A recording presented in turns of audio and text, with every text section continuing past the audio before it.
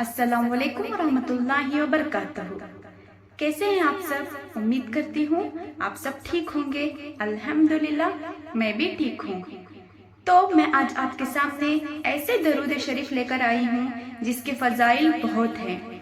हाँ, अगर जुम्मा के दिन इन दरूदों को पढ़ेंगे तो इंशाअल्लाह आपके 80 साल के गुनाह माफ हो जाएंगे। तो वीडियो को एंड तक जरूर देखना। अगर सब्सक्राइब नहीं किया हो तो प्लीज सब्सक्राइब कर देना।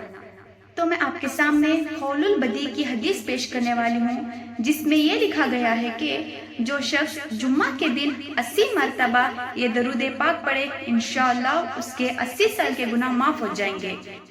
तो चलो इस हदीस को शुरू करेंगे। औज़ु बिल्लाहि मिनश शैतानिर रजीम, बिस्मिल्लाहिर रहमानिर रहीम। अबू हुरैरा रदियल्लाहु अन्हु हुजूर अक़दस सल्लल्लाहु अलैहि वसल्लम का इरशाद नकल करते हैं कि मुझ पर दरूद पढ़ना पुल सिरात पर गुजरने के वक्त नूर है, और जो शख्स जुम्मा के दिन 80 मरतबा मुझ पर दरूद भेजे उसके 80 साल के गुनाह माफ कर दिए जाएंगे। सुभान अल्लाह। तो हर कोई चाहता है कि अपने गुनाह माफ हो जाएं, तो सिर्फ ये दरूद भेजने से इंशाअल्लाह हमारे 80 साल के गुनाह माफ हो जाएंगे। तो इस हदीस का फायदा ये है कि हजरत अल्लामा सखवी रदियल्लाहु अन्हु कहते हैं कि ये हदीस हजरत अनस रदियल्लाहु अन्हु की रिवायत से भी नकल की जाती है, और हजरत अबू हुरैरा रदियल्लाहु अन्हु की एक हदीस में ये नकल किया गया है कि जो शख्स जुम्मा के दिन असर की नमाज के बाद अपनी जगह से उठने से पहले 80 मरतबा दरूद शरीफ पढ़ा करे। वो दरूद ये है कि अल्लाहुम्मा सल्लि अला मुहम्मदिन नबिय्यिल उम्मी व अला आलिहि व सल्लिम तस्लीमा। जो भी शख्स ये दरूद शरीफ पढ़ेगा तो इंशाअल्लाह उसके 80 साल के गुनाह माफ हो जाएंगे और 80 साल की इबादत का सवाब उस पर लिखा जाएगा। सुभान अल्लाह। तो इस दरूद शरीफ को जुम्मा के दिन इंशाअल्लाह असर के नमाज के बाद कसरत से इसको पढ़िए। और एक दर्रे खुतनी की एक रिवायत में हुजूर अक़दस सल्लल्लाहु अलैहि वसल्लम का इरशाद नकल किया गया है कि जो शख्स जुम्मा के दिन मुझ पर 80 मरतबा दरूद शरीफ पढ़े उसके 80 साल के गुनाह माफ किए जाएंगे। किसी ने अर्ज किया कि या रसूल अल्लाह, दरूद किस तरह पढ़ा जाए? हुजूर सल्लल्लाहु अलैहि वसल्लम ने इरशाद फरमाया कि अल्लाहुम्मा सल्लि अला मुहम्मदिन अब्दिका व नबिय्यिका व रसूलिका नबिय्यिल उम्मी। और उन्होंने फरमाया कि ये पढ़कर अपनी उंगली को बंद कर ले। इसका मतलब ये है कि उंगलियों पर शुमार कीजिए, यानी उंगलियों पर इन तस्बीह को गिनिए। अब हम सही अल बुखारी के 1386 हदीस के बारे में जानेंगे। इसमें लिखा गया है कि हजरत इब्ने अब्बास रदियल्लाहु अन्हु हुजूर अक़दस सल्लल्लाहु अलैहि वसल्लम का इरशाद नकल करते हैं, जो शख्स ये दुआ करे जज़ल्लाहु अन्ना मुहम्मदन मा हुवा अहलुहु। इसका तर्जुमा ये है कि अल्लाह सुब्हानहु व तआला जज़ात मोहम्मद सल्लल्लाहु अलैहि वसल्लम को हम लोगों की तरफ से जिस बदले के वो मुस्तहिक है, तो उसका सवाब 70 फरिश्तों को 1000 दिन तक मशक्कत में लगा देगा। सुभान अल्लाह। इसका मतलब ये है कि रिवायत में नुज़हत उल मजालिस में तबरनी हजरत जाबिर रदियल्लाहु अन्हु की हदीस से ये इरशाद नकल किया गया है कि जो शख्स सुबह और शाम ये दरूद पढ़ा करे अल्लाहुम्मा रब्ब मुहम्मद सल्लि अला मुहम्मदिन व अला आलि मुहम्मद वज्ज़ि मुहम्मदन सल्लल्लाहु अलैहि वसल्लम मा हुवा अहलुहु। अल्लाह सुब्हानहु व तआला एक फरिश्ते को मुकर्रर करेगा जो भी ये दरूद पढ़ेगा उसके 1000 साल तक सवाब लिखने के लिए। तो सुभान अल्लाह, ये भी बहुत प्यारी दरूद है। इसको भी आप सुबह और शाम जुम्मा के दिन पढ़ा करें तो इसका भी बहुत बड़ा अज्र इंशाअल्लाह हमको भी मिलेगा। तो एक और हदीस में नकल किया गया है कि जो शख्स ये अल्फाज 7 जुम्मा तक हर जुम्मा को 7 मरतबा इस दरूद को पढ़े उसके लिए मेरी शफ़क़त वाजिब है।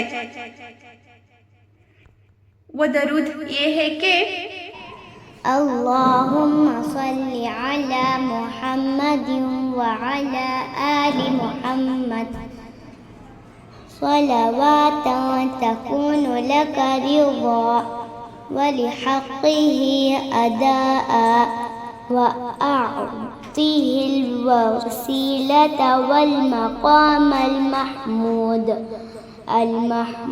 الذي وعدته واجزه عنا ما هو أهله واجزه عنا من أفضل ما جزيت نبيا عن أمته وصل على جميع نقوانه من النبيين والصالحين يا أرحم الراحمين. تو ہمیں یہ پڑھنے کے بعد اور ایک دعا اللہ سبحانہ تعالیٰ سے مانگنی چاہیے. وہ یہ دعا ہے کہ اللهم لك الحمد كما أنت أهله فصل على محمد كما أنت أهله وقعل بنا ما أنت أهله فإنك أنت أهل التقوى وأهل المغفرة. اس کا ترجمہ: اے اللہ، تیرے ہی لیے حمد ہے جو تیری شان کے منسب ہے، بس تو محمد صلی اللہ علیہ وسلم پر درود بھیج جو تیری شان کے مناسب ہے، اور ہمارے ساتھ بھی وہ معاملہ کر جو تیری شان ہو. بے شک تو ہی اس کا مستحق ہے کہ تجھ سے ڈرا جائے اور مغفرت کرنے والا ہے. یہ تھا اس دعا کا ترجمہ. آپ کو یہ درود پاک جو ہے 7 مرتبہ پڑھنی چاہیے، اور اس کے بعد جو میں نے ابھی دعا کہی اس کو پڑھنی چاہیے. جو درود محمد صلی اللہ علیہ وسلم پر بھیج رہے ہیں وہ ان تک ضرور پہنچ جائے گی، اور اس کا ثواب ہمنا انشاءاللہ ضرور ملے گا. ہر کوئی چاہتا ہے کہ آپ صلی اللہ علیہ وسلم کا پیارا چہیتا امتی بننے کا، تو ان کے اوپر روزانہ کثرت سے درود پاک بھیجتے رہیے، انشاءاللہ اس کا اجر ہمیں مل جائے. تو میں آپ کو یہ بتانا چاہتی ہوں، وہ 7 جگہ جہاں درود پاک بھیجنا بالکل جائز نہیں ہے. وہ 7 جگہ یہ ہیں کہ پہلا جو ہے صحبت کے وقت، پیشاب پیخانے کے وقت، اور بیچنے کی چیز کی تشہیر کے لیے یعنی شہرت کے لیے، چوتھا ٹھوکر کھانے کے وقت، اور 5واں تعجب کے وقت، اور 6واں جانور کا ذبح کرنے کے وقت، 7واں چھینکنے کے وقت. اور اسی طرح قرآن پاک کی قرأت کے درمیان میں اگر حضور اقدس صلی اللہ علیہ وسلم کا درمیان میں درود شریف نہ پڑھا کرے. القول البدی کی حدیث نمبر 383 میں دعا قبول کروانے کا طریقہ بیان کیا گیا ہے. وہ یہ ہے کہ حضرت فضالہ رضی اللہ عنہ فرماتے ہیں، ایک مرتبہ حضور اقدس صلی اللہ علیہ وسلم تشریف فرماتے، ایک صحابہ داخل ہوئے اور نماز پڑھی، پھر اللہم اغفر لی ورحمنی کے ساتھ دعا کی. حضور اقدس صلی اللہ علیہ وسلم نے ارشاد فرمایا، او نمازی جلدی کر دی، جب تو نماز پڑھے تو اول تو اللہ سبحانہ تعالیٰ کی حمد کر جیسے کہ اس کی شان کے مناسب ہے، پھر مجھ پر درود پڑھ، پھر دعا مانگ. حضرت فضالہ رضی اللہ عنہ کہتے ہیں، پھر ایک اور صحابہ آئے، انہوں نے اول اللہ سبحانہ تعالیٰ کی حمد کی اور حضور اقدس صلی اللہ علیہ وسلم پر درود بھیجا. حضور صلی اللہ علیہ وسلم نے ان صحابہ سے یہ ارشاد فرمایا، اے نمازی اب دعا کر، تیری دعا قبول ہو جائے گی. سبحان اللہ، درود پڑھنے سے بھی ہماری دعا قبول ہو جائے گی. ہر نماز کے بعد دعا کرتے وقت پہلے اللہ سبحانہ تعالیٰ کی تعریف بیان کرنی چاہیے، پھر درود پاک پڑھنا چاہیے. انشاءاللہ ہماری جو بھی دعائیں ہیں وہ اللہ سبحانہ تعالیٰ اس کو منظور کرے گا.